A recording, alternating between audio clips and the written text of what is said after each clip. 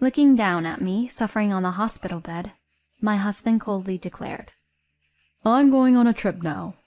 "Huh?" "You're 9 weeks pregnant, right? Well, morning sickness is something you can handle on your own. I don't want to be tied down during that time. I just had a place I wanted to go. Well then, take care." My husband left the room in a brisk manner, leaving me behind. Wait! Tears welled up involuntarily, and I endured the suffering all by myself. After that, with no contact from my husband whatsoever, I spent 3 anxious days. Then my mother-in-law rushed into the hospital room and yelled, "My son! My son! He was rushed to the emergency room and is unconscious!" What? What does that mean? Carrying my big belly, I headed to the hospital where my husband was taken, and there an unimaginable scene unfolded before me. My name is Mia. I'm a 28-year-old housewife entering my 2nd year of marriage this year. I am currently pregnant with our first child. I met my husband Matteo through a mutual friend, and I was drawn to his easygoing personality, so I asked him out. Matteo is a diligent employee at a regular company, and he takes good care of me. When we found out about the pregnancy, he was overjoyed and ecstatic. "Congratulations! I'll take a day off work tomorrow. Let's celebrate." That's too much. We need to be responsible since we'll have expenses from now on, so please, focus on your work. Although I replied like that, I honestly felt happy to see him so excited. In the end, he treated me to a homemade meal over the weekend that was too much to finish. And so my pregnancy journey began. Since then, Matteo would buy multiple amulets for a safe delivery. And even before my belly grew big, he would place his hand on it every morning.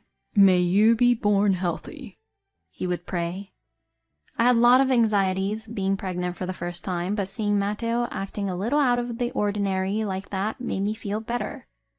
Around the 7th week of pregnancy, I started to become somewhat sensitive to food smells.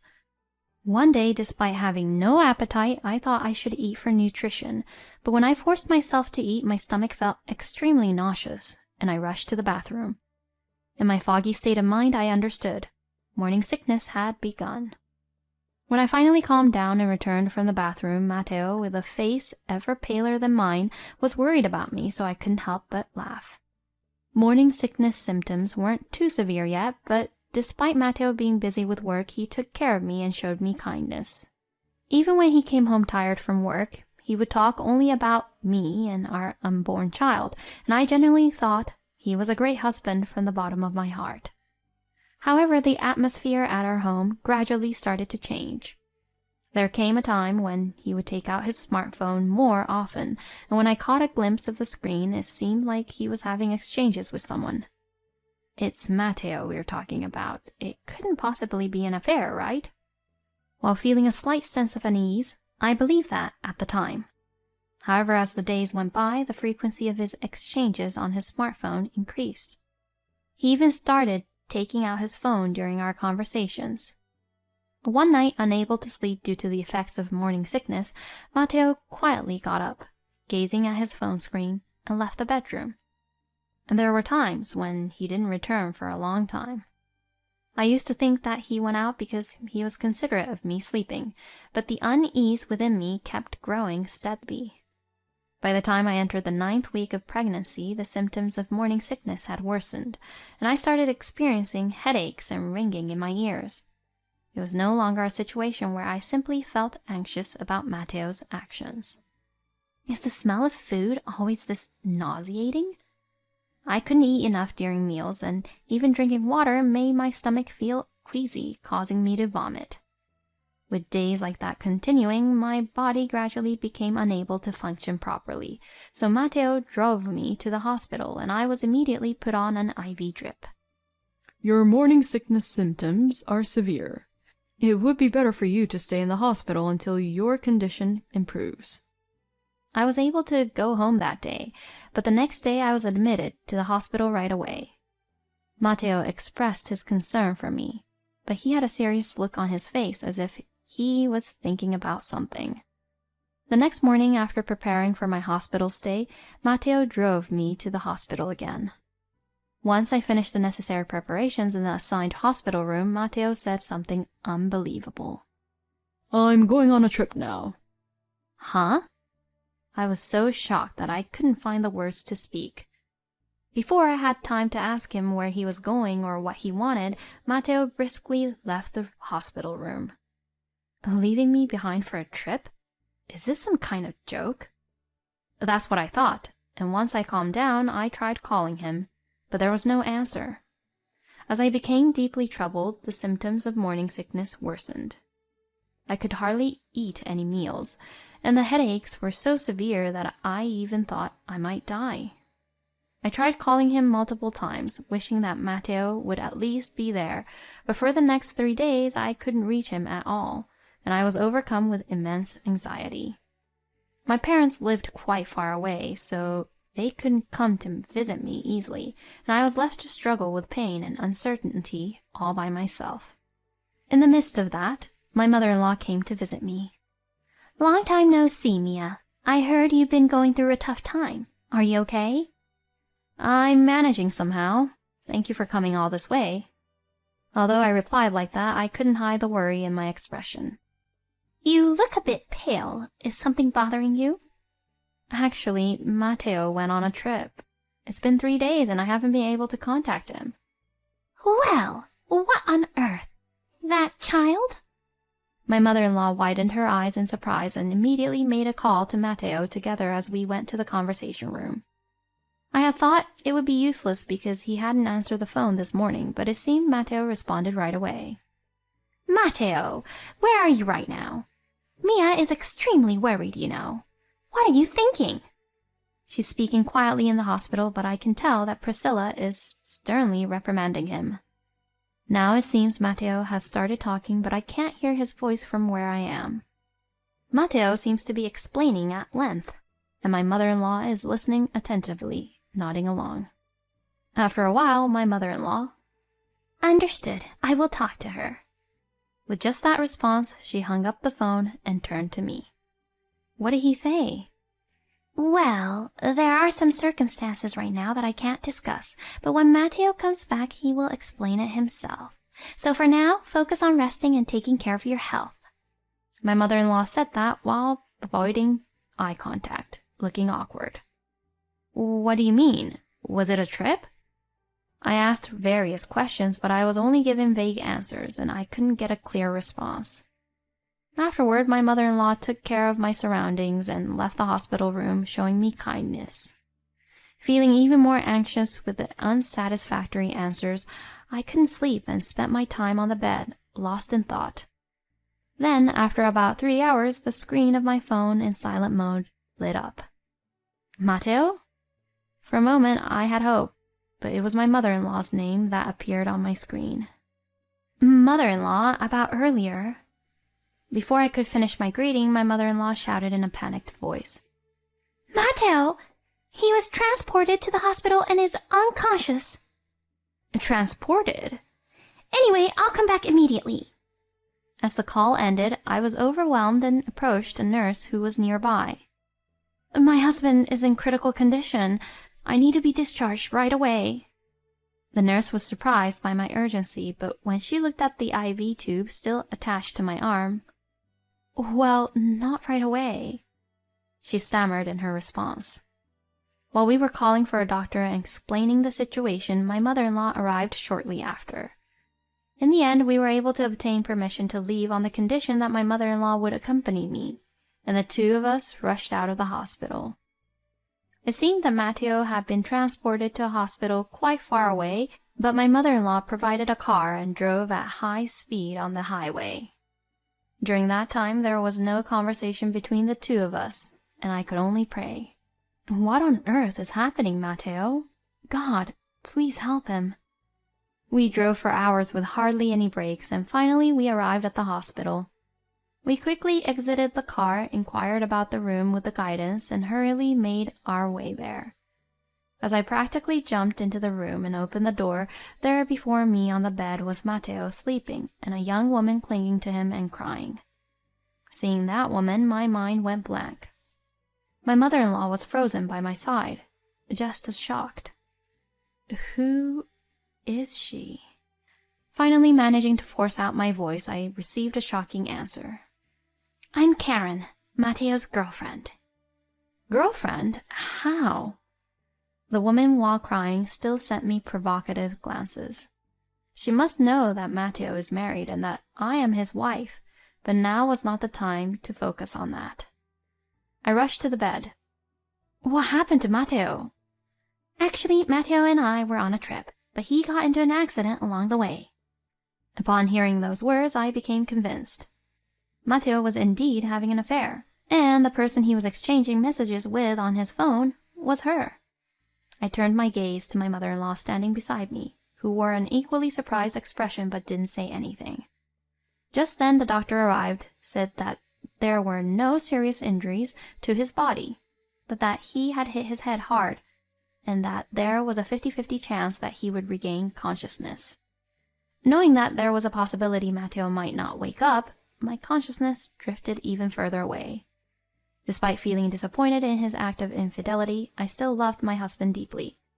Holding his hand, I prayed from the bottom of my heart for him to regain consciousness. And then, to my astonishment, Matteo's hand moved slightly and he returned the grip. Acting on instinct, I tapped his shoulder and called his name repeatedly, and Matteo slowly opened his eyelids. It was a miraculous moment as he regained consciousness. Ah, thank you, God. When my mother-in-law went to call the doctor and have Matteo's condition checked, it seemed there were no particular issues, so she was allowed to stay with him. As my mother-in-law and I sat on the chairs next to Matteo, the woman who was his affair partner awkwardly moved her chair away and retreated to the corner of the room. I'm glad you're okay. I was so worried. Oh, I'm sorry. But why did you leave me behind? He hesitated for a moment, but then resignedly began explaining what happened over the past 3 days. Your morning sickness was getting really severe, right? So I went to a spiritual hotspot to pray for your recovery. Prayer? I was taken aback by his unexpected words, but he didn't seem like he was lying. I heard there's a powerful spiritual hotspot deep in the mountains that is believed to be effective for wishing for loved ones. But the road leading there is not well maintained, and it's like a hidden place, so it takes time to reach. That's why I had to leave the hospital quickly after you were admitted. What? If that's the case, then why didn't you tell me? There are rules, you see. To make a wish at that power spot, I must not contact the person I'm wishing for. At that moment, I glanced at my mother-in-law. I'm sorry. I heard it from Matteo over the phone, but he strongly warned me not to say anything either. So that's how it was. I appreciate that he went with good intentions, but there's something I can't forgive. But even so, you didn't have to go with your affair partner. Affair? He responded with a clueless tone, as if he didn't understand what I was talking about. Thinking he was pretending, I turned my gaze to that young woman sitting in the corner of the room, and Matteo, too, followed my gaze and looked at her. Huh? Why are you... he said with a bewildered expression on his face. Huh? Both I and my mother-in-law exclaimed in surprise and widened our eyes. The woman looked embarrassed and shrunk back slightly. Who is she?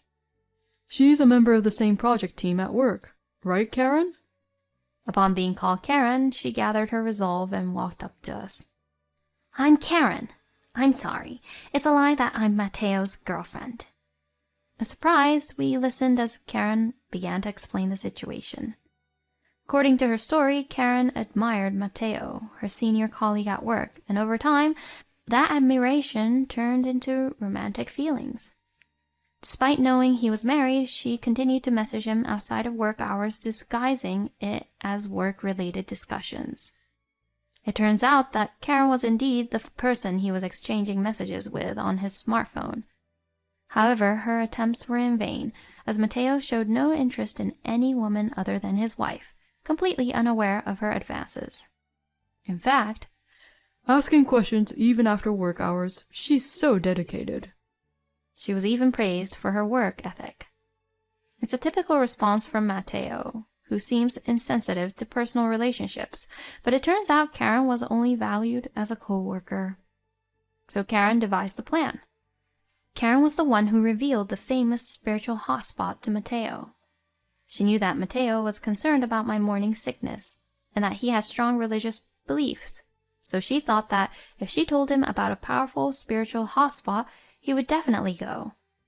So through colleagues at work, Karen spread rumors to Mateo.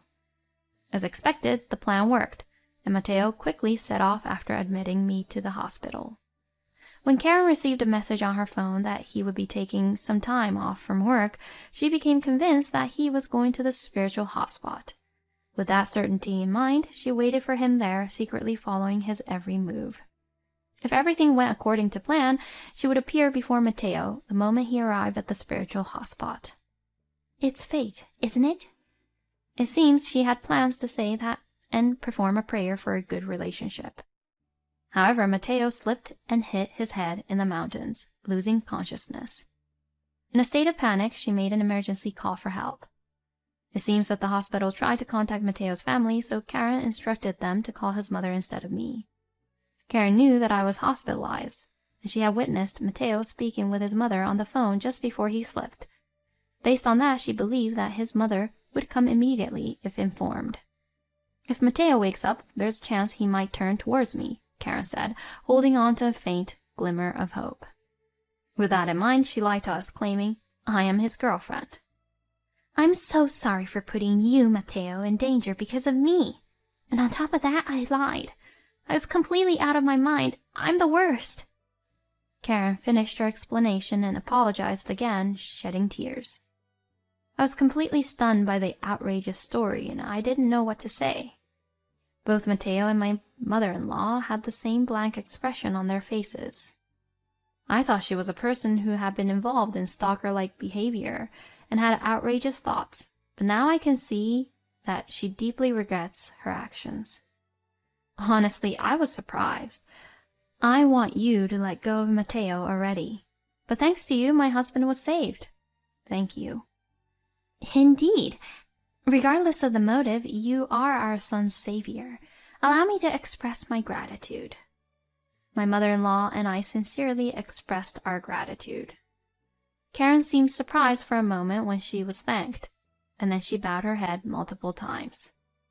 Mateo appeared uncomfortable and awkward, but he followed us and spoke up. I'm truly grateful for your help, but I'm sorry. I can't see you as anything more than a junior colleague, and I can't have any interest in anyone other than Mia. He said it decisively. No, I don't deserve to be thanked. I'm sorry for being selfish, but I'm really glad. Karen continued to apologize, shedding more tears, and she also apologized to Mateo for lying. She was simply overjoyed that his life was saved. Afterward, the three of us comforted Karen and left the hospital room when things settled down. Fortunately, Mateo was able to be discharged without any lasting effects. I also stayed in the hospital for about 10 days, and my morning sickness symptoms subsided, allowing me to be safely discharged. Mateo continued to worry and take care of me every day, and with the stability of the second trimester, I was able to live a calm life. Most importantly, the anxiety about my husband's infidelity disappeared. And then I safely gave birth while holding Mateo's hand. The next morning, still awkwardly holding our baby, Mateo came to the hospital room. I'm so glad the baby was born safely. Now we need to go make a wish for the child's well-being. He said that and began earnestly searching for a place. I was somewhat amazed by Mateo's devoutness. Remember this, being by our child's side is the best medicine, more than any wish. I gently advised him. Mateo had a bewildered look on his face. But I don't have anything I can do. You were hospitalized too, so you understand, right? Upon hearing that, he nodded vigorously. Ah, yes. I certainly felt anxious being alone. It seems like he finally understood. There will be many challenges in raising our first child from now on. Nevertheless, I am confident that everything will be all right as long as I am with him, I thought, and I embraced our newborn baby.